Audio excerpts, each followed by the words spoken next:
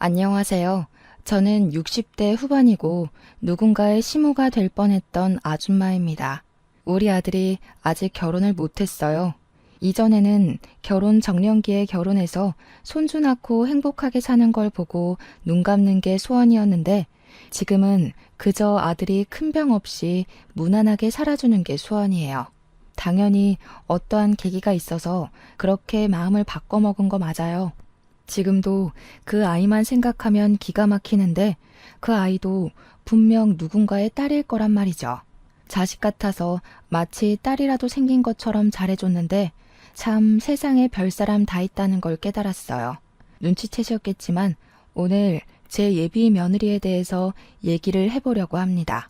아들은 늦게까지 노총각으로 있다가 나이 40살에 처음으로 결혼할 여자를 데리고 왔어요. 그 전만 해도 저는 아들이 연애를 하긴 하는 건지 결혼할 생각이 있긴 한 건지 아예 몰랐습니다. 처음 저랑 남편에게 예비 며느리의 존재를 고백했을 때의 기분은 솔직히 이루 말할 수 없을 정도로 기뻤어요.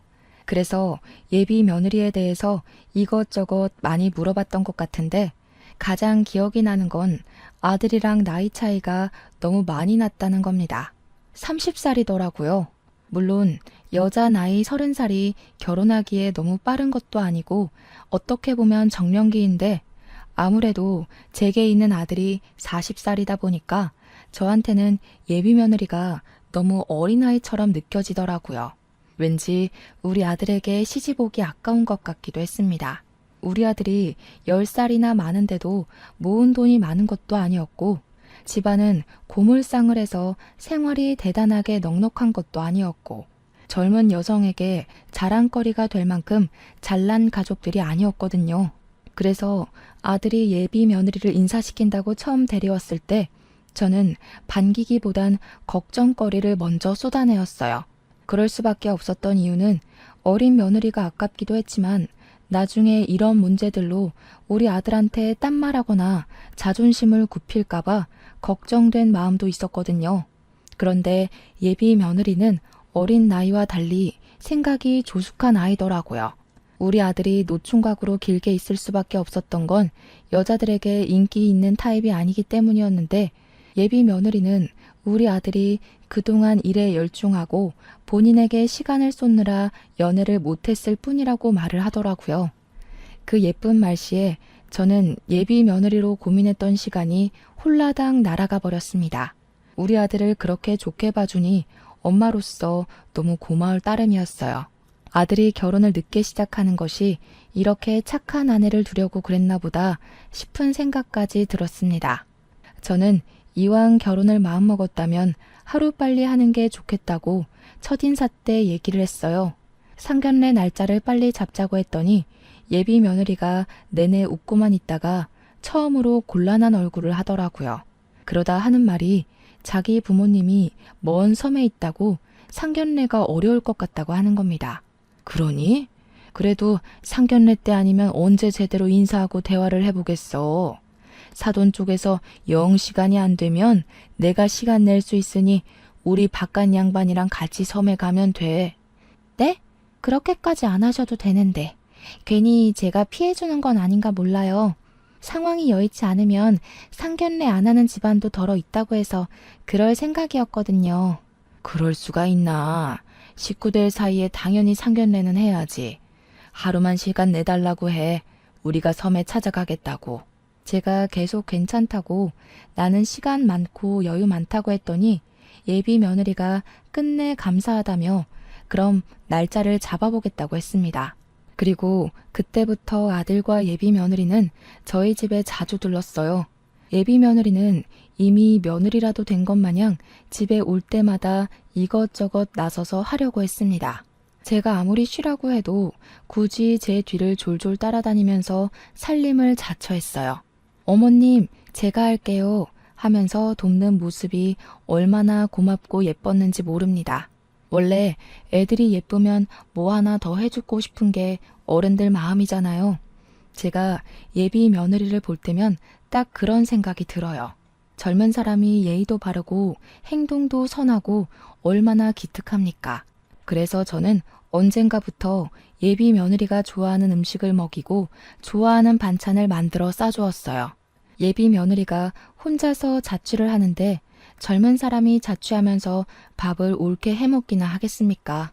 배달이나 포장 음식만 시켜 먹기 다반수지 돈 벌면서 내 밥 스스로 해먹는 거 참 쉽지 않을 거거든요. 게다가 예비 사도는 섬에 있어서 멀리 타지 생활하는 예비 며느리를 못 챙겨줄 거란 말이죠. 그러니 제가 어디 예비 며느리를 그냥 지켜볼 수만 있겠습니까? 앞으로 우리 식구가 될 아이니 잘 먹이고 잘 지내고 싶어서 저는 꼬박꼬박 반찬을 챙겨줬어요. 그때마다 예비 며느리는 항상 눈물을 흘릴랑 말랑하면서 감사 인사를 해줍니다. 타지 생활하면서 부모님 못 뵌 지 오래됐는데 어머님이 계셔서 정말 좋아요. 저 정말 시집 잘 올 것 같아요. 저 무조건 합가할 거예요. 어머님 옆에서 살면서 어머님께 효도할게요. 그땐 우리 아들보다 10살이나 어린 예비 며느리가 왜 그렇게 안쓰러웠는지 모르겠어요. 예비 며느리가 저를 잘 따라주니 제가 더 그런 마음이 들었던 것 같기도 하네요. 저는 예비 며느리가 마치 제 어린 딸이라도 되는 것처럼 아들보다 더 안부 연락을 하고 부족한 생필품을 챙겨주었습니다. 예비 며느리는 우리 집에 올 때마다 반찬이 담긴 종이 가방을 하나씩 꼭 쥐고 돌아갔어요. 저는 이미 예비 며느리가 우리 아들과 결혼할 거라 믿어 의심치 않았기 때문에 예비 며느리를 벌써 가족으로 생각하고 있었어요. 그래서 문득 혼자 고군분투하며 살고 있는 며느리 자취집을 가서 직접 챙겨주는 것도 나쁘지 않겠다는 생각이 들었습니다. 혹시 몰라 며느리에게 전화해서 허락을 구했더니 예비 며느리도 그걸 흔쾌히 좋아해 줬어요. 저는 오래간만에 하루 전날 장까지 봐가면서 몸에 좋은 재료들과 요리를 선별해 평소 엄마의 손길 아니면 쉽게 먹지 못할 반찬들로 준비했습니다. 당연히 예비 며느리가 저희 집에서 잘 먹던 반찬들까지 더해서요. 그리고 이왕이면 예쁜 용기에 담아주고 싶어서 한 번도 안 쓰고 다른 곳에 빼놨던 새 용기까지 꺼내서 정성스레 담았어요. 만들고 담기까지 준비 과정만 무려 4시간이 걸렸습니다. 아주 꼭두 새벽부터 일어났었고 마치 자식 소풍 도시락 싸주는 마음으로 성심껏 준비했어요. 그렇게 예비 며느리 집을 방문하는 당일 저는 양손 가득 짐을 들고서 택시를 탔습니다. 자차를 갖고 있는 남편은 볼 일이 있어서 나갔고 버스를 타기엔 짐이 너무 많아서 어쩔 수 없이 요금 좀 나오더라도 택시를 탔어요. 제가 반찬을 꾸준히 줬기 때문에 그것들이 소량 정도 남아있겠지만 아마 거의 다 먹었을 겁니다. 말 그대로 소량으로 줬거든요. 예비 며느리 집 앞에서 차를 내리고 엘리베이터를 타려고 하니 예비 며느리가 마중을 나왔어요. 제가 택시에서 연락을 한번 했었거든요. 마중 안 나와도 된다고 했는데 기어코 나와줬더라고요. 어머님, 짐이 왜 이렇게 많으세요? 세상에, 이걸 다 만드신 거예요? 이렇게까지 안 해주셔도 되는데 저 때문에 너무 고생하시는 거 아니에요?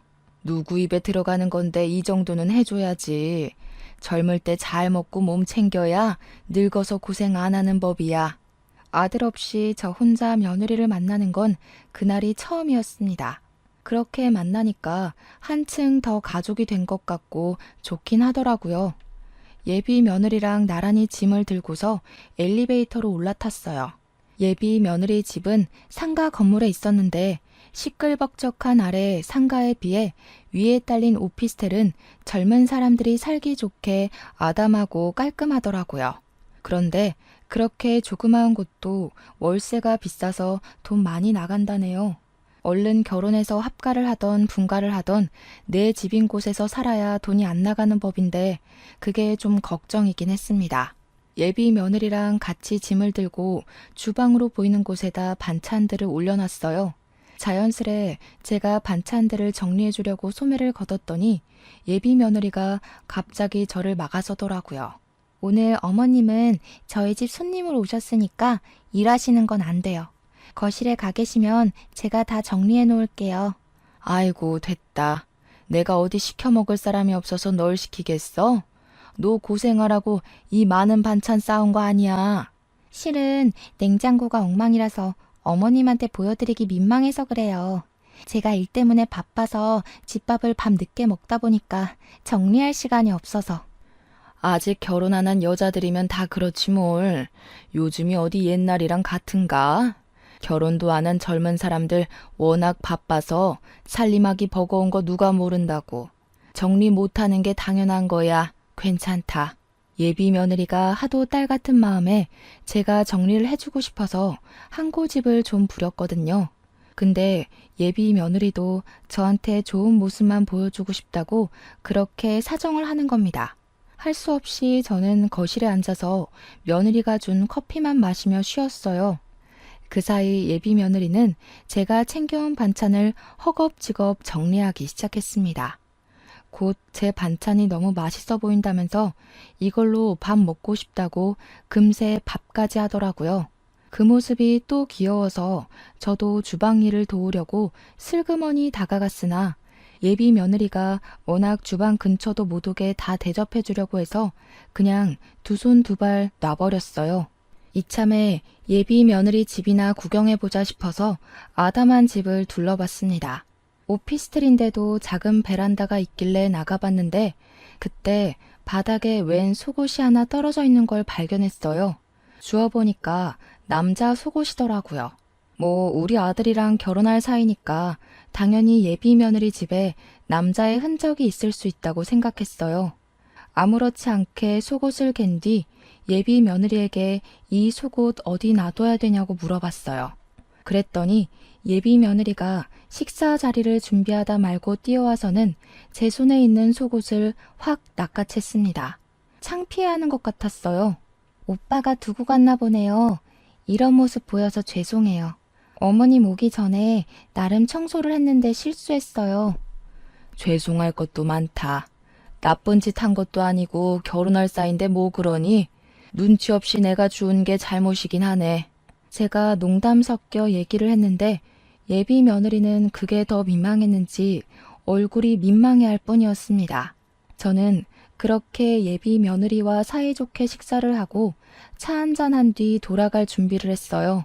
가기 전에 예비 며느리에게 혹시 다 먹은 반찬통 있으면 달라고도 했습니다.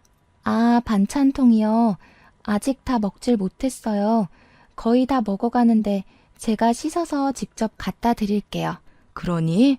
그럼 괜히 혼자 고생하게 다 들고 오지 말고 우리 아들한테 실려보내라. 오늘 즐거웠어. 다음에 오면 외식하자. 반찬통 챙겨갈 거라고 따로 주머니도 챙겨왔는데 저는 할 수 없이 빈손으로 신발을 신었습니다. 단화를 신고 나와서 그런지 구두 주걱이 필요해서 두리번거리다가 신발장을 열었어요. 그러자마자 위에서부터 우르르 쏟아지는 신발 때문에 깜짝 놀라서 나자빠지고 말았습니다. 예비 며느리 또한 놀라서 황급히 저를 부축해 주었어요. 위험한 물건들이 아니라서 딱히 어디 다친 곳은 없었는데 무슨 신발이 그렇게나 많은 건지 보니까 여자 남자 신발이 뒤죽박죽 섞여 있더라고요. 신발이 뭐가 이렇게 많니? 누가 보면 신발 장사하는 줄 알겠다. 이거 다 너랑 우리 아들 신발이야? 아, 그런 건 아니고 남동생 신발도 같이 있어요. 한 번씩 남동생이 집에 와서 자고 갈 때가 있거든요. 막상 신발 사도 신던 것만 신었더니 이렇게 쌓인 줄도 몰랐네요. 이 좁은 집에 들락거리는 사람이 셋이나 되는 거면 신발이 그렇게나 많을 만도 하다고 생각을 했어요. 신발 많은 게 뭐 별 대수로운 일도 아니니 그러려니 넘어갔던 부분이었죠. 그리곤 배웅을 해주겠다는 예비 며느리의 배려를 거절한다고 엘리베이터 앞에서 사이좋은 실랑이를 벌인 뒤에 겨우 혼자서 1층으로 내려왔습니다. 배웅은 엘리베이터 앞까지 받았으면 됐지 뭐하러 택시 타는 것까지 봐주겠어요. 집 밑에 내려온 저는 홀가분해진 손으로 먼지 둘러쓴 옷을 털어내고 택시를 탈지 버스를 탈지 고민했습니다. 그러다 상가에 파는 김밥이 눈에 들어오더라고요. 남편이 김밥을 좋아하는데 나온 김에 오랜만에 사서 먹어볼까 하는 마음으로 김밥집에 들어갔습니다. 김밥 5줄을 구매하는데 한 30분 걸렸던 것 같아요. 손님도 많았고 배달도 많은 곳이었거든요. 그리 오래 앉아 있다가 김밥 담긴 검은 봉지를 가방에 넣으며 매장을 빠져나왔습니다. 그 순간 예비 며느리가 손에 쓰레기 봉투를 들고서 엘리베이터를 내리는 걸 봤어요. 아는 체 하려고 했는데 예비 며느리가 누구랑 통화를 하면서 뒷문으로 나가길래 바빠 보여서 내버려 뒀습니다. 그런데 그 순간 예비 며느리 뒷모습과 함께 제 눈에 보인 쓰레기 봉투 속 용기들. 그건 제가 방금 며느리 집에 올려다 주고 온 반찬통이었습니다. 너무 순식간에 지나갔던 상황이라 착각했을 수도 있다고 생각했어요. 근데 이 찜찜한 마음이 이미 오해로 쏠려버렸고 제 걸음은 어느새 예비 며느리를 뒤를 쫓게 되었어요. 뒷문으로 나갔더니 그곳은 상가랑 오피스텔이 같이 쓰는 소각장이었습니다. 그곳에는 예비 며느리 혼자 있었는데 잠시 후 예비 며느리가 들고 있던 쓰레기 봉투를 쓰레기 더미로 던져버리더라고요. 당연히 쓰레기 봉투니까 쓰레기통에 버렸겠죠. 문제는 쓰레기 봉투 속 내용물이란 거예요. 그도 그럴 것이 예비 며느리가 전화기에 대고 하는 말은 제게 오해의 소지를 확신시켜 주었는데요. 더럽게도 많이 싸웠어. 그냥 한 번 좋다고 했을 뿐인데 어지간히 챙겨준다니까. 줄 거면 소고기나 전복이나 이런 거 챙겨줄 것이지. 허구한 날 냄새나는 반찬들 뿐이야. 내가 무슨 거지인 줄만 아나 봐. 매번 처리하는 것도 짜증나 죽겠네. 그리고 내가 이전에 반찬통도 다 버려버렸거든? 갑자기 그걸 달라는 거 있지? 들키는 줄 알고 간 떨어질 뻔했어. 예비 며느리가 하는 발언부터 목소리 톤은 제게 잊지 못할 큰 충격을 안겨줬어요. 내가 잘못 들은 거겠지 라고 무딘 소리를 하기에는 예비 며느리의 본색이 너무 제 눈앞에서 적나라하게 펼쳐졌습니다. 그 순간 너무 놀라고 당황스러워서 소리를 낼 뻔했지 뭡니까. 여태껏 제 눈에 예비 며느리는 당연히 선하고 여리고 아이 같기만 했었어요. 그저 내 아들만큼이나 챙기면서 보듬어주고 싶었는데 어떻게 뒤에서 이런 짓을 하고 있었던 건지. 그럼 이제껏 제가 자기를 생각해서 챙겨준 반찬들을 전부 하찮게 보고 있었다는 거잖아요. 제가 해주는 게 그저 성가시고 제 자체가 귀찮았다는 뜻도 되는 거 아닙니까? 아무래도 예비 며느리가 그동안 제가 줬던 반찬을 저런 식으로 다 버렸던 것 같다는 확신이 들었어요. 이미 그것만으로도 충격인데 심지어 예비 며느리는 누군지 모를 통화 대상에게 우리 집이 고물상을 하는 곳에도 불평을 늘어놓고 있었습니다. 아버님이 하시는 건데 고물상을 해서 그런지 집에도 고물들이 차고 넘치더라. 집에서 이상한 쉰내가 얼마나 많이 나는 줄 알아? 그 집만 다녀오면 내 돈이 더 들어. 세탁소 가야 되지, 사우나 가야 되지. 그래도 그 고물상이 오래돼서 돈은 되더라고. 땅값이 13억이라잖아. 어떻게 제가 안 보는 곳이라고 사람이 이렇게나 건방져질 수가 있는 걸까요? 그러니까 예비 며느리는 저랑 남편이 늙어서 죽게 되면 고물상이 자연스레 아들에게로 가니까 그 자산을 노리고 아들과 결혼하려고 하는 것 같았어요.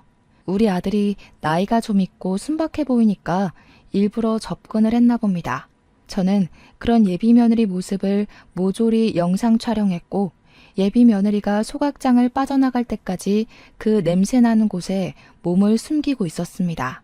예비 며느리가 완전히 소각장을 벗어나자마자 바로 쓰레기통으로 향했어요. 제 옷까지 더럽혀가며 쓰레기통 안으로 상체를 숙였고 예비 며느리가 버렸던 쓰레기 봉투를 주었습니다. 아니길 바라는 것도 이미 늦었다는 걸 알지만 그래도 착각이길 바랐어요. 그런데 이미 쓰레기 봉투를 꺼내자마자 알겠더라고요. 제 반찬통은 봉지에 비춰서 아주 잘 보였고 반찬통 안의 음식물은 걸러지지도 않고 그대로 담겨 있었습니다. 몰랐던 며느리 실체를 정확하게 알게 되자 아주 기가 막혔어요. 다리에 힘이 풀려서 그 더러운 곳에 그대로 주저앉아 버렸습니다. 아직도 제가 그날 김밥을 사지 않고 귀가를 했다면 이 사실을 몰랐을 거란 생각에 소름이 끼쳐요. 증거도 잡았고 상황도 파악이 되었으니 바로 예비 며느리 집에 올라가 멱살 잡고 따질 수도 있었으나 일단 저는 그렇게 하지 못했어요. 너무 갑작스러운 충격이라서 우선은 속히 귀가를 하였습니다. 집에 온 저는 이 사실을 남편과 아들에게 말하지 못했어요.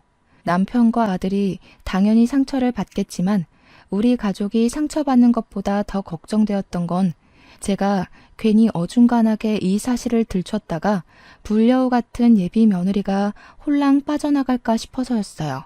예비 며느리에게 쥐구멍마저 없도록 확실하게 그 실체를 까발리고 싶었고 우리 가족에게 감히 사기를 치려 했던 예비 며느리를 크게 혼쭐 내고 싶었습니다. 그래서 일단 아들을 불러다가 상견례는 왜 자꾸 미뤄지냐고 그것만 물어봤어요. 장모님 몸이 안 좋으셔서 지금 병원에 계신다네? 일하다가 다리를 좀 다치셨나 봐. 그래? 섬에는 병원이 없으니 밖으로 나오셨겠구나. 어느 병원이니? 엄마가 시간 되면 병문안 한번 가볼까 하는데. 그런 거 불편해 하신다더라. 안 그래도 내가 가보려고 했거든. 여자친구한테 물어봤는데 아직 상견례도 안 한 사이라 그런 건 좀 부담스럽다네. 상견례 일정 안 잡고 계속 미룬 사람이 누군데 그런 핑계를 댔는지 모르겠습니다. 예비 며느리가 어떤 앤지 몰랐다면 예비 사돈 사고 소식에 저도 심장이 철렁했을 거예요. 예비 며느리 걱정으로 밤 지새우며 쓸데없이 또 이것저것 더 챙겨주려고 했겠죠. 근데 제가 예비 며느리의 끔찍한 이면을 봐버렸잖아요. 예비 며느리가 어떤 앤지 알게 된 이상 예비 사돈이 다쳤다는 것도 믿지 않았고 상견례를 미루는 것도 분명 사기치려고 그런다는 걸 확신할 수 있었습니다. 저는 이 여시 같은 예비 며느리를 어떻게 손을 대야 확실하게 떼어놓을 수 있을지 고민했어요. 머리 싸매고 며칠간 고민하며 시간을 보낸 뒤 저는 또 반찬을 준비했습니다. 이번에는 유독 더 냄새가 많이 나는 젓갈, 김치, 장아찌 등등으로 챙겼어요. 그리고 오랜만에 저녁 먹자는 이유로 아들과 예비 며느리를 집으로 불렀습니다. 집에 당도한 예비 며느리는 여느 때처럼 얼굴에 철판 깔고 싱글벙글 잘도 웃었어요. 저녁 식사 준비에도 항상 그랬듯 제 곁을 졸졸 따라다니면서 적극적으로 며느리 노릇을 했어요. 남편이랑 아들이 거실에서 고기를 굽고 있고 저는 채소를 씻는다고 예비 며느리랑 둘이서 주방에 있었습니다.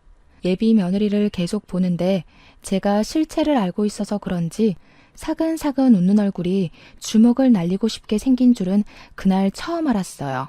둘만 있는 그 장소에서 저는 한번 물어나 보고 싶더라고요. 진짜 돈 때문에 이 피곤한 짓을 하는 거냐고 말이죠. 어머니가 아프시다고 들었는데 신경 많이 쓰여서 피곤하겠다. 그럼 결혼은 계속 미뤄지겠네. 혹시나 해서 말인데 우리 아들이랑 결혼할 생각은 있는 거지? 만약 고민돼서 상견례 미루는 거면 아들한테 맞선이나 시켜줘 볼까 해서. 네? 맞선이라뇨. 엄마 그렇게 크게 다친 거 아니라서 몇 주만 시간 주시면 상견례 날짜 잡을 수 있어요. 저 말고 다른 며느리를 생각하고 계셨던 거예요? 정말 서운해요. 그럴 리가 있니? 내가 널 빨리 식구로 만들고 싶은 마음에 조급해서 말이 헛나가 버렸네. 너처럼 올곧은 젊은 애 찾는 게 쉽지 않아. 요즘 애들은 워낙 입맛도 까다로워서 돈 주고 사 먹는 거 아니면 입에도 안 된다더라. 저번에 기사에 어떤 며느리가 시댁에서 싸준 명절 음식을 바로 갖다 버렸다지 뭐니. 그 기사를 보고 너무 소름이 돋았다고 몸을 한번 흔들어줬더니 예비 며느리는 철판을 단단히 깐 건지 뻔뻔하게 같이 욕을 해주더라고요. 어른들 성의를 무시하는 그런 사람들이랑 자기는 다르다면서 얼굴색 하나 안 바뀌고 거짓말을 하는 거 있죠. 그걸 보니까 예비 며느리가 우리 집에 들어온다면 어떤 사람이 될지 선명하게 보이더라고요. 그 뒤로 저는 밥을 먹는 내내 예비 며느리와 눈을 안 마주쳤습니다. 예비 며느리의 가짜 웃음을 계속해서 보면 체할 것 같았거든요. 그렇게 저녁 자리가 마무리되고 예비 며느리와 아들이 자리를 떠날 준비를 했어요. 저는 검은 봉지로 둘둘 싸놓았던 반찬들을 예비 며느리에게 건넸습니다. 예비 며느리는 여느 때와 같이 환하게 웃으면서 제게 둘도 없는 선물을 받은 것처럼 기뻐했어요. 어머님은 제가 좋아하는 걸 어쩜 그렇게 잘하세요? 저희 엄마도 제 입맛은 못 맞추는데 어머님 솜씨가 대단하긴 한가 봐요. 어머님 덕분에 이번 주도 든든하게 먹고 출근할 것 같아요. 정말 감사해요. 그래, 집 가는 길 조심하고 도착하면 꼭 연락 주고 아들이 좋아하는 반찬도 넣었으니까 둘이 같이 있을 때도 잘 챙겨 먹어. 예비 며느리랑 아들은 기분 좋게 돌아갔어요. 그리고 저는 빠르게 방으로 가서 겉옷을 걸쳤습니다. 남편한테 부탁해서 얼른 애들 뒤를 쫓길 부탁했어요. 남편은 제 제안을 어리둥절해 하면서도 제가 너무 급해 보이니까 일단은 제 부탁을 들어줬어요. 빠르게 움직인 탓인지 다행히 아들 차를 놓치지 않았어요. 아들은 예비 며느리를 집에 데려다 준다고 운전해서 가던 중이었습니다. 그런데 도중에 예비 며느리가 화장실 가고 싶다고 한 건지 아들 차가 휴게소로 들어가더라고요. 제 부탁으로 남편은 아들 몰래 아들 차 주변으로 주차를 해줬어요. 남편이 옆에서 계속 뭐 때문에 이러냐고 물었지만 저는 그저 차에서 내린 애들만 보느라 정신 팔렸어요. 아들이 먼저 차에서 내리고 예비 며느리가 따라 내리는데 아들은 며느리의 부탁을 받고 커피를 사러 가는 듯 했어요. 그리고 그때였습니다. 예비 며느리가 아들 가는 뒷모습만 가만히 보고 있더니 몸을 숙여 차 안에서 뭘 꺼냈어요. 그건 다름 아닌 제가 줬던 반찬 봉지였습니다. 그때부터 제가 동영상을 켜고 며느리를 쫓아갔어요. 남편이 저를 따르면서 뭐 하는 거냐고 계속 물었지만 당장 설명해 줄 시간이 없어서 일단은 그저 예비 며느리만 지켜보라고 당부했어요. 그리고 그 순간 예비 며느리는 커피를 기다리고 있는 아들 눈치를 한 번 더 보더니 화장실 앞에 놓인 휴게소 쓰레기통으로 제가 준 반찬 봉지를 통째로 버렸습니다. 아무 일 없었던 척 바로 화장실을 들어가 버리길래 저는 그대로 영상을 종료하고서 남편을 데리고 차로 돌아갔어요. 남편도 예비 며느리가 손에 쥐고 있는 게 제가 준 반찬이라는 걸 알아서 자기가 본 게 무엇인지 많이 혼란스러워했습니다. 남편 또한 예비 며느리를 좋게 보고 있어서 아들 결혼할 때 집 한 채 해주려고 했었거든요. 공동 명의로 말이죠. 놀란 채로 제게 되묻고 있는 남편에게 저는 그제야 설명을 해주었어요. 이 불려우 같은 게 우릴 속였더라고. 여태까지 내가 줬던 음식을 저런 식으로 다 버린 거 있지? 처음에 보고 얼마나 놀랐는지 모른다니까. 하도 기가 막혀서 생각도 안 나려고 하네. 남편은 당연히 제 말을 쉽게 믿지 못했어요. 아까 예비 며느리의 행실을 두 눈으로 보긴 했지만 그래도 그동안 쌓인 예비 며느리의 좋은 이미지가 너무 많아서 선뜻 함부로 판단할 수 없는 것 같은 눈치였습니다. 그때 차로 복귀한 아들과 예비 며느리가 출발했어요. 남편도 뭘 더 확인해 보고 싶은 건지 다시 아들 차를 뒤쫓으려고 시동을 걸었어요. 저는 그런 남편을 저지시키며 더 이상 따라가지 않아도 된다고 말했습니다. 도대체 방금 그게 뭐야? 애가 왜 당신이 준 음식을 버려? 안 되겠어. 가서 물어보든가 따져보든가 해야 될 것 같아. 남편이 왜 안 따라가냐고 수상한 행적을 봤으면 더 확실하게 캐내야 되는 거 아니냐고 조급하게 물었습니다. 저는 별다른 답은 안 하고 지난날 예비 며느리 집 갔다가 예비 며느리가 통화하던 영상을 남편에게 들려줬어요. 남편은 예비 며느리의 많고 많은 망언들 중 고물상 땅덩어리를 어떻게 하려고 접근했다는 것에 가장 크게 반응을 했습니다. 예비 며느리의 괘씸함을 알고는 용서할 수 없다면서 노발대발했어요. 그런 남편을 진정시키면서 저는 남편에게 애들 뒤를 쫓았던 진짜 이유를 말해줬어요. 남편과 저는 그렇게 한 1시간 정도 더 그 휴게소에서 시간을 보낸 뒤에 며느리에게 전화를 걸었습니다. 며느리가 저를 반기면서 잘 도착했다고 말하더라고요. 어머님, 늘 감사해요. 안 그래도 집 가는 길에 엄마한테 연락해서 상견례 다시 여쭤봤는데 이번 달 말에 괜찮다고 하시네요. 시간이 너무 늦은 것 같아서 내일 말씀드리려고 했는데 어머님이랑 저랑 텔레파시 통했나 봐요. 번거로우시겠지만 저희랑 같이 지방에 내려가시는 거 어떠세요? 나야 뭐 다 괜찮지. 요즘 엄마 일 때문인지 안색이 많이 안 좋아 보였는데 다행히 사돈께서 쾌차 중이신가 보구나. 직장 일에다 결혼 준비에다 부모님 건강 문제까지 네가 지금 제일 많이 힘들겠다. 이제 결혼식도 얼마 안 남았는데 갈수록 몸이 더 힘들지? 어머님이 챙겨주셔서 사실 힘든 거 잘 모르겠어요. 마치 부모님이 서울에도 있는 느낌이라고 해야 되나? 어머님 덕분에 늘 마음이 든든한걸요. 걱정 마세요. 내 자식이나 다름없는데 걱정이 안 될 수가 있겠니? 그래서 말인데 내가 한약이라도 한 재 지어 먹으라고 아까 그 반찬 담은 봉지 안에 500만 원 같이 넣어놨다.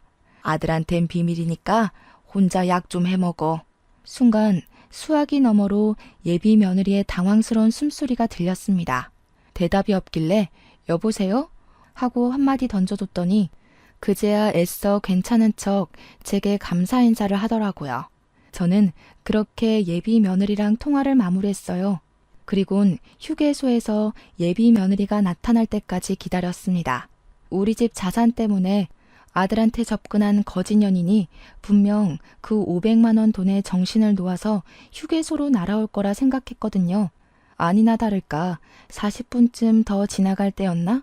한산한 분위기와는 어울리지 않게 빨리 들어온 차 한 대가 아무데나 급정거되었어요. 설마 했는데 주차도 안 된 그 차 조수석에서 예비 며느리가 튀어나오더라고요. 그리곤 다짜고짜 쓰레기통으로 뛰어가 뒤지기 시작했습니다. 저랑 남편은 우리 아들 차가 아니라서 단번에 알아보지 못했어요.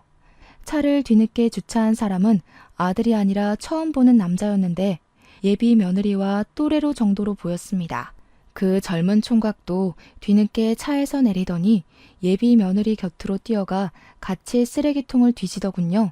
저랑 남편 또한 차를 두고 몰래 그들에게 다가갔어요.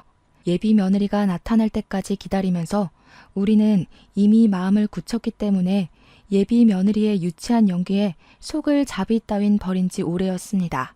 가까이 다가갔더니 다시 들어도 충격적인 예비 며느리의 목소리를 들을 수 있었어요. 그 할망구는 무슨 이런 검은 봉지에 돈을 숨겨서 보낸대? 고물상을 해서 그런가 집에 고물밖에 없나 보지? 돈 봉투 살 돈도 없나 보네. 아 근데 진짜 500만 원 있는 거 맞아? 결혼도 안 한 며느리한테 어떻게 그리 큰 돈을 줘? 그 할망구 지금 나한테 정말 정신 나가 있어서 진짜 그만한 돈 줄 수 있는 사람이야. 아 근데 어떡해. 벌써 쓰레기 갈아치웠나 봐. 다른 쓰레기통이랑 착각했나? 예비 며느리가 모든 쓰레기를 뒤적거려도 자신이 버린 봉지는 없자 절망했습니다. 그러자 행색 거지 같은 젊은 총각이 달래주면서 예비 며느리를 안아주는데 둘이 같이 있는 폼이 남매는 아닌 듯 했어요. 그래서 그 두 사람의 보기 불편한 사진을 여러 장 찍었어요. 당연히 일부러 쳐다보라고 한 짓이었어요. 안 그래도 셔터 소리 때문에 두 사람이 이쪽을 돌아보더라고요. 예비 며느리가 저를 보자마자 두 눈이 동그래졌는데 그때 젊은 총각이 기세 좋게 나서면서 저더러 뭐 하는 거냐고 언성을 높이는 겁니다. 저는 그런 총각을 무시하고 며느리한테 다가가서 검은 봉지를 내밀었어요. 그리곤 혹시 이 물건을 찾냐고 물어봤죠. 그러자 예비 며느리는 이미 사색이 되어 있었고 총각은 그제야 며느리가 말했던 예비 시모가 저라는 걸 눈치챈 듯 했습니다.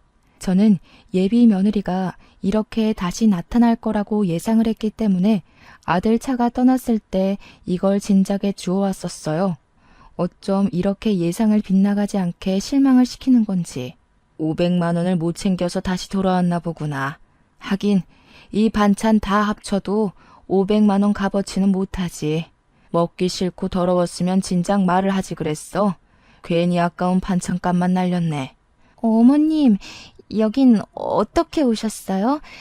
그러니까 이게 어떻게 된 거냐면 변명할 필요 없다. 이미 네가 어떤 앤지 알아버려서 괜히 감정 낭비해봤자 서로 입 아프고 귀 아파. 그렇다고 그냥 돌아가기엔 내가 여기서 널 계속 지켜보고 기다렸던 값은 받아야지 않겠니? 그 냄새 나는 반찬도 그냥 쓰레기통에 버리기 얼마나 아까운 요리인데. 저는 그 자리에서 검은 봉지를 풀었습니다. 반찬 뚜껑을 하나씩 다 열면서 500만 원을 찾는 척하며 들고 일어났어요. 예비 며느리에게 주려고 만든 반찬이니 예비 며느리 머리 위로 고스란히 부어주었습니다. 뭐 하시는 거예요? 대체 왜 이러시는 건데요? 그래요. 실수 좀 했어요. 다른 거 버리려고 했는데 착각해서 그걸 버린 거라고요. 제 상황 묻지도 않고 이러시면 안 되죠. 여기서 내가 네 입장을 더 이해해야 된다는 거니? 내가 좋은 마음으로 갖다 바친 것들은 입도 안 대고 내다 버린 거 모를 줄 알아? 500만 원 있다는 것도 뻥이다. 네가 돈에 미쳐서 그거 찾으러 올 것 같길래 미끼 좀 던져본 거야. 이렇게 덥석 문 물고기를 보고도 내가 오해했다고 우길래? 예비 며느리는 자신이 숨겨온 실체를 들켰단 걸 눈치챘어요. 13억 땅덩어리는 다 잡은 셈이었는데 놓치게 된 것에 대한 아쉬움과 분노가 한 얼굴에 공존하고 있었습니다. 그러니까 지금 이악 물고 화를 참는 거예요. 이 와중에도 자기가 상황을 잘 해결할 수 있다고 보나 봐요. 이미 결혼이 물 건너갔다는 건 지나가는 개도 알만한 사실이었는데 여전히 희망을 놓지 않고 있길래 제가 더 신경을 박박 긁어줬습니다. 재벌집 딸내미라도 되면 모를까. 네가 뭔데 우리 집 고물상 하는 걸로 네 창피하다는 듯 얘기하니? 우리가 고물상 한다니까 우습게 보였어? 네가 사기치면 멍청하게 당해줄 것 같았니? 하긴 우리 아들이 잘해주니까 만만했겠지. 그래서 나도 500만 원으로 사기쳐본 거야. 당하니까 기분이 어때? 역시 조금만 더 긁어줘도 예비 며느리의 인내가 바닥을 쳐버렸네요. 예비 며느리는 더 이상 제게 참지 않고 그때 그 쓰레기 소각장에서 봤던 싹수 없는 면모를 바로 드러내 주었습니다. 이 아줌마 진짜 웃기네. 나이를 똥구멍으로 쳐드셨나. 딸 같은 애한테 악바리처럼 대드는 거 진짜 꼴사나워요. 고작 한다는 게 음식 갖고 장난치는 거라니. 이러니까 아줌마 아들이 등신처럼 여자 보는 눈 없어서 사기당하는 겁니다. 어린애 이겨먹으려고 용쓸 기운 있으면 아들이나 제대로 관리하세요. 음식 가지고 장난이라도 쳐야지 어쩌겠어. 너처럼 골빈년들은 말로 해서 못 알아쳐먹잖니. 넌 고작 냄새나는 반찬통 뒤집어 쓴 게 다겠지만 우리는 하마터면 냄새도 안 빠지는 고물덩어리를 며느리로 드릴 뻔했어. 고물보다는 음식물인가? 아니면 폐기물인가? 아무튼 지금 너한테서 나는 그 음식 쩐내랑 네 이미지가 상당히 잘 어울린단 소리야. 화가 많이 난 예비 며느리는 제게 직접적인 욕까지 하면서 더러운 손을 올렸습니다. 그러자 비디오를 찍고 있던 남편이 달려와서 예비 며느리를 밀쳐버렸어요. 예비 며느리가 쓰레기통을 들이받고 넘어지자 옆에 있던 총각이 주춤거리다가 예비 며느리를 챙겨주네요. 건방진 놈 같으니라고 사기친 게 뭐 자랑이라고 곱비 풀린 망아지 새끼 마냥 나불거리는 거냐? 이만큼이나 어른을 놀려먹었으면 됐지 뭐가 억울하다고 어른한테 손까지 올려? 아버님까지 왜 이러세요? 지금 이거 누가 봐도 상해죄예요. 저 이 꼴 만든 거 정신적 손해배상 신고도 할 거예요. 위자료 털리고 싶지 않으면 당장 저한테 사과하세요. 그럼 서로 쌍방 잘못했다 치고 오빠랑 결혼해 줄 테니까. 위자료 같은 소리 하네. 말 잘했다. 안 그래도 내가 가진 증거가 좀 있어서 이참에 고소해볼까 해. 안 그래도 빈주머니 우리한테까지 돈 털리기 전에 얼른 세탁소 가고 사우나 가서 냄새나 빼. 근데 지금 이건 바람이니? 아니면 사기 결혼하려고 한 거니? 총각은 괜히 자기한테 불똥 튀어서 돈이라도 뱉어내야 될까봐 바로 예비 며느리에게서 손을 뗐어요. 예비 며느리를 모른 체 하면서 그냥 동네 친구라고 변명을 하더군요. 그랬더니 안 그래도 열이 나 있던 예비 며느리가 총각을 째려보면서 쌍욕을 했는데 고맙게도 그 과정에서 이 둘 사이가 이미 결혼을 한 사이라는 걸 알게 되었어요. 다행히 남편이 비디오 촬영을 끄지 않고 바닥에 폰을 떨구기만 했더라고요. 그래서 본의 아니게 사기 결혼 죄명도 씌울 수 있게 되었어요. 그곳에 그 둘을 내버려 두고 저랑 남편은 그대로 휴게소를 벗어났습니다. 그리고 그 다음날 저는 남편이 찍고 있던 동영상을 증거로 이들을 사기죄로 신고해버렸어요. 그런데 예비 며느리 측에서도 기를 쓰고 우리를 골탕 먹이고 싶었나 봐요. 거기서 우리 아들을 상간남으로 소송하려고 했지 뭡니까. 변호사 말을 듣기 전까지는 그 소식을 알고서 심장이 철렁 내려앉았었어요. 그러나 변호사가 말을 하길 우리 아들이 그들의 혼인관계를 전혀 모른 채 일방적으로 사기를 당했기 때문에 그들이 소송한 상간소송은 기각될 거라고 했습니다. 결혼을 전혀 시작도 안 했는데 이렇게 진이 빠지는 일인 줄 몰랐네요. 그 망할 년을 정리하고 나니까 얼마나 기운이 빠지던지. 소송이 끝나고 한동안은 늦잠을 엄청 잤습니다. 제 결혼을 준비했을 때만 해도 이 정도로 신경을 기울이진 않았거든요. 아무튼 저 그리 나쁘게 살지는 않았다고 자부했는데 하필 그 많고 많은 며느리감 중에서 왜 하필 제게 이런 몹쓸 며느리가 찾아온 건지 모르겠습니다. 그래도 저랑 남편도 예비 며느리로부터 상처를 많이 받았지만 무엇보다 심하게 상처받은 건 당연히 아들일 거예요. 그렇잖아도 아들이 소송 진행하는 내내 저랑 남편한테 죄송하다는 말만 하면서 기가 확 죽어 있었거든요. 호랑말코 같은 년 때문에 우리 아들 자존감만 괜히 낮아진 것 같아 제 마음이 더 아팠습니다. 하필 또 아들한테는 첫 여자였다네요. 첫 여자로 인해서 우리 아들이 씻을 수 없는 상처를 받았기에 제가 그들을 더 강하게 벌하지 않았나 싶습니다.